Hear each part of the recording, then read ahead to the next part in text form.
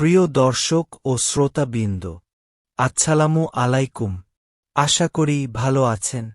আজকের এপিসোডে আপনারা জানতে পারবেন এক মহান মুঘল সম্রাট আওরঙ্গজেবের জন্ম, বেদনাবিধুর মৃত্যু ও দীর্ঘ রাজ্য শাসনের বিতর্কিত ইতিহাস।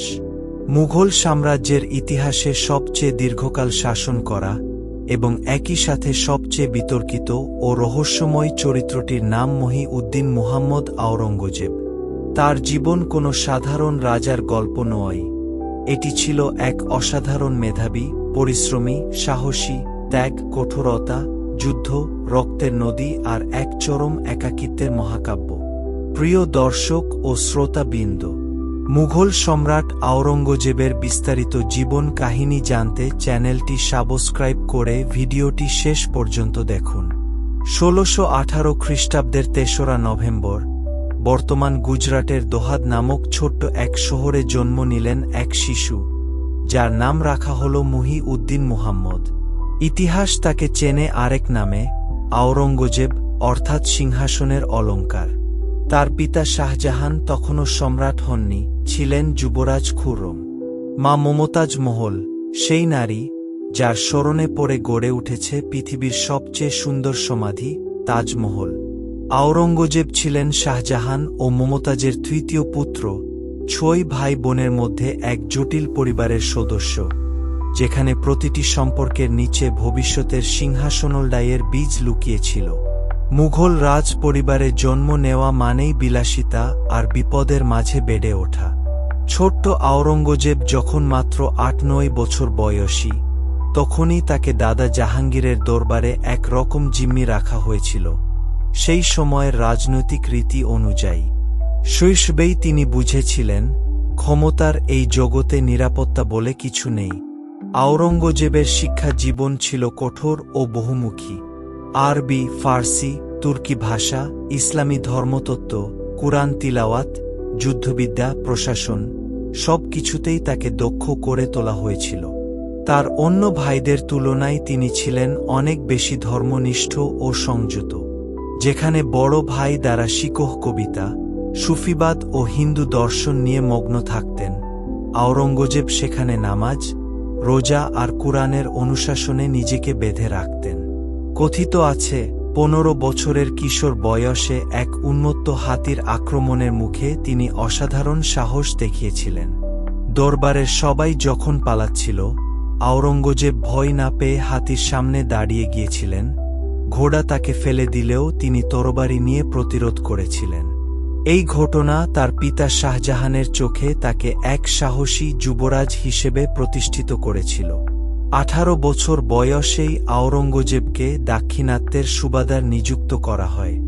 এই দক্ষিণ ভারতের জটিল রাজনীতি, আহমদনগর, বিজাপুর, গোলকুন্ডার সালতানাতগুলোর সাথে কূটনীতি আর যুদ্ধ, এসবই তার ভবিষ্যৎ চরিত্র গঠনে গুরুত্বপূর্ণ ভূমিকা রাখে। পরবর্তীতে তাকে বাল্খ ও কান্দাহার অভিযানেও পাঠানো হয়, যদিও এই অভিযানগুলো পূর্ণ সাফল্য আনতে পারেনি। কান্দাহার শেষ পর্যন্ত পারস্যের সাফাভিদদের হাতেই থেকে যায়। এই বছরগুলোতে আওরঙ্গজেব এক কঠোর, হিসেবি, ধৈর্যশীল সেনাপতি ও প্রশাসক হিসেবে নিজের পরিচয় তৈরি করেন। তিনি বিলাসিতা এড়িয়ে চলতেন, সাধারণ পোশাক পরতেন, আর প্রতিটি যুদ্ধক্ষেত্রে নিজেকে প্রমাণ করার চেষ্টা করতেন। ১৬৫৭ খ্রিস্টাব্দে সম্রাট শাহজাহান গুরুতর অসুস্থ হয়ে পড়লে মুঘল সাম্রাজ্যে এক ভয়াবহ অধ্যায়ের সূচনা হয়। ৪ পুত্র দারা শিকোহ, শাহ সুজা, আওরঙ্গজেব ও মুরাদ বখসিংহাসনের দাবি নিয়ে একে অপরের বিরুদ্ধে অস্ত্র তুলে নেন। দারা শিকোহ ছিলেন শাহজাহানের প্রিয় ও স্বাভাবিক উত্তরাধিকারী, উদার ধর্মীয় দৃষ্টিভঙ্গির অধিকারী, যিনি উপনিষদ ফার্সি ভাষায় অনুবাদ করেছিলেন। কিন্তু আওরঙ্গজেব ছিলেন অনেক বেশি কৌশলী, দূরদর্শী আর নির্মম। তিনি প্রথমে মুরাদ বক্সের সাথে জোট করে সম্মিলিতভাবে দারার বিরুদ্ধে অগ্রসর হন। ধর্মত ও শামুগড়ের যুদ্ধে দারাকে পরাজিত করে তাকে পালাতে বাধ্য করেন। পরবর্তীতে দারাকে ধরে দিল্লিতে নিয়ে এসে প্রকাশ্যে অপমানিত করা হয় এবং পরে ধর্মত্যাগের অভিযোগে তাকে হত্যা করা হয়।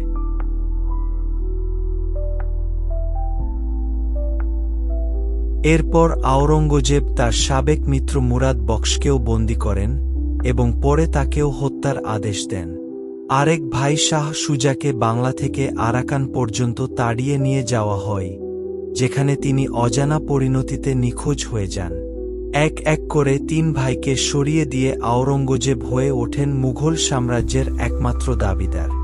সবচেয়ে নাটকীয় ও বিতর্কিত অধ্যায় ছিল তার নিজের পিতার সাথে আচরণ। সুস্থ হয়ে ওঠা শাহজাহান যখন পুনরায় ক্ষমতা চাইলেন, আওরঙ্গজেব তাকে আগ্রা দুর্গে বন্দী করে রাখেন।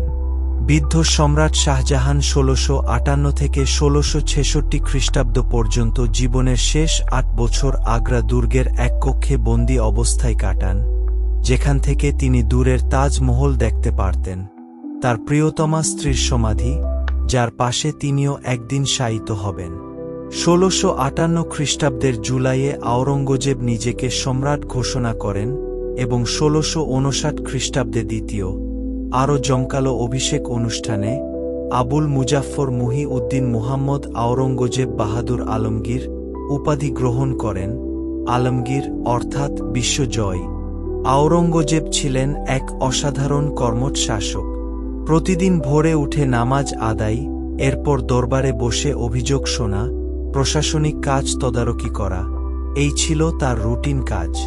তিনি ১৬৫৮ থেকে ১৭০৭ খ্রিস্টাব্দ পর্যন্ত ৪৯ বছর শাসন করেন, যা মুঘল ইতিহাসে দীর্ঘতম।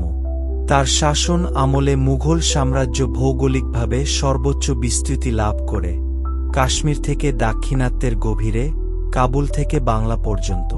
তিনি ব্যক্তিগত জীবনে কঠোর সংযম পালন করতেন, রাজকীয় সঙ্গীত বন্ধ করে দেন, মূল্যবান রত্নখচিত পোশাক পরিহার করেন, এমনকি নিজের জীবিকার জন্য টুপি সেলাই করে ও কুরআনের কপি লিখে অর্থ উপার্জন করতেন বলেও কথিত আছে, যাতে রাষ্ট্রীয় কোষাগারের উপর ব্যক্তিগত নির্ভরতা না থাকে। আওরঙ্গজেবের শাসন আমলের সবচেয়ে আলোচিত ও বিতর্কিত দিক তার ধর্মীয় নীতি। তার পূর্বপুরুষ আকবরের ধর্মীয় সহনশীলতা ও সুলহিকুল অর্থাৎ সার্বজনীন শান্তি নীতি থেকে সরে এসে আওরঙ্গজেব ইসলামী শরিয়া ভিত্তিক শাসনের দিকে ঝুঁকেছিলেন। ১৬৭৯ সালে তিনি অমুসলিমদের ওপর জিজিয়া কর পুনর্বহাল করেন, যা আকবর বাতিল করেছিলেন। তার শাসন আমলে একাধিক হিন্দু মন্দির ভাঙা হয়, যার মধ্যে কাশীর বিশ্বনাথ মন্দির ও মথুরার কেশবদেব মন্দির উল্লেখযোগ্য। তবে ঐতিহাসিকদের মধ্যে এই নীতির ব্যাখ্যা নিয়ে যথেষ্ট মতবিরোধ আছে। কিছু ইতিহাসবিদ মনে করেন এটি ছিল মূলত রাজনৈতিক, বিদ্রোহী বা শত্রু শাসকদের প্রতীক ধ্বংস করার কৌশল, কেননা তিনি অনেক মন্দিরে অনুদানও দিয়েছেন এবং তার প্রশাসনে উচ্চ পদে অনেক হিন্দু কর্মকর্তা ছিলেন, যেমন তার অর্থমন্ত্রী রাজা রঘুনাথ। অন্যদিকে আরেক দল ঐতিহাসিক এটিকে স্পষ্ট ধর্মীয় গোঁড়ামির প্রকাশ বলে মনে করেন। এই বিতর্ক আজও দক্ষিণ এশিয়ার ইতিহাস চর্চা ও রাজনীতিতে অত্যন্ত স্পর্শকাতর বিষয়। শিখ ধর্মের নবম গুরু তেগ বাহাদুরকে ১৬৭৫ সালে দিল্লিতে প্রকাশ্যে শিরচ্ছেদ করা হয়, যা শিখ ইতিহাসে এক গভীর ক্ষত চিহ্ন হয়ে আছে এবং পরবর্তীতে শিখ-মুঘল সম্পর্ককে আরও তীব্র শত্রুতায় রূপ দেয়। আওরঙ্গজেবের জীবনের শেষ ২৫ বছরের বেশি সময় কেটেছে দাক্ষিণাত্যে, মারাঠা শক্তির বিরুদ্ধে এক অন্তহীন যুদ্ধে। ছত্রপতি শিবাজী, যিনি এক সময় মুঘল দরবারে এসে অপমানিত হয়ে আগ্রা থেকে নাটকীয়ভাবে পালিয়ে গিয়েছিলেন, পরে এক স্বাধীন মারাঠা সাম্রাজ্য প্রতিষ্ঠা করেন। শিবাজীর মৃত্যুর পরও তার পুত্র সম্ভাজি ও পরবর্তী মারাঠা নেতারা গেরিলা পদ্ধতিতে মুঘল বাহিনীকে ব্যতিব্যস্ত রাখেন।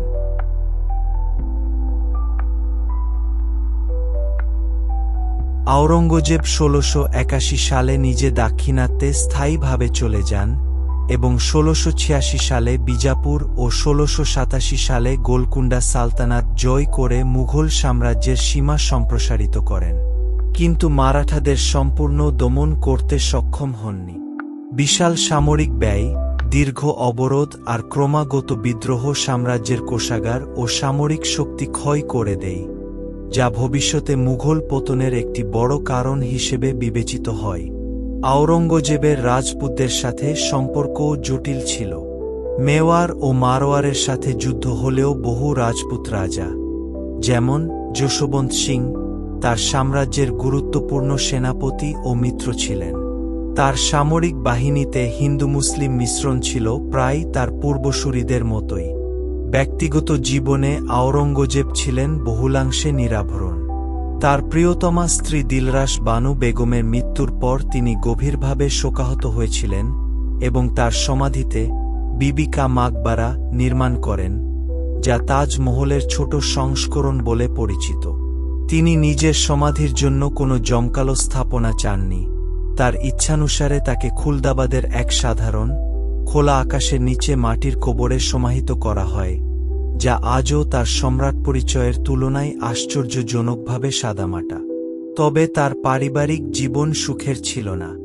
নিজের পুত্র মুহাম্মদ আকবরও পরবর্তীতে তার বিরুদ্ধে বিদ্রোহ করেছিলেন এবং কন্যা জেবুন্নিসাকেও দীর্ঘদিন বন্দী রাখা হয়েছিল রাজনৈতিক ষড়যন্ত্রের অভিযোগে। ক্ষমতার সিংহাসনে বসেও তিনি কখনো পারিবারিক বিশ্বাসের নিরাপত্তা অনুভব করতে পারেননি, যেন তার নিজের অতীতের প্রতিধ্বনি তাকে তাড়া করে বেরিয়েছিল। জীবনের শেষ বছরগুলোতে আওরঙ্গজেব এক গভীর ক্লান্তি ও অনুশোচনায় ভুগেছিলেন বলে তার লেখা চিঠিপত্র থেকে জানা যায়। পুত্র আজমের কাছে লেখা এক বিখ্যাত চিঠিতে তিনি লিখেছিলেন, তিনি জানেন না কোথা থেকে এসেছেন আর কোথায় যাচ্ছেন, এবং নিজের পাপের জন্য উদ্বিগ্ন। দীর্ঘ যুদ্ধ, ভাইদেরকে হত্যা আর শাসনের ভার তাকে শারীরিক ও মানসিকভাবে নিঃশেষ করে দিয়েছিল। ১৭০৭ সালের ৩রা মার্চ ৮৮ বছর বয়সে দাক্ষিণাত্যের আহমদনগরে আওরঙ্গজেব মৃত্যুবরণ করেন।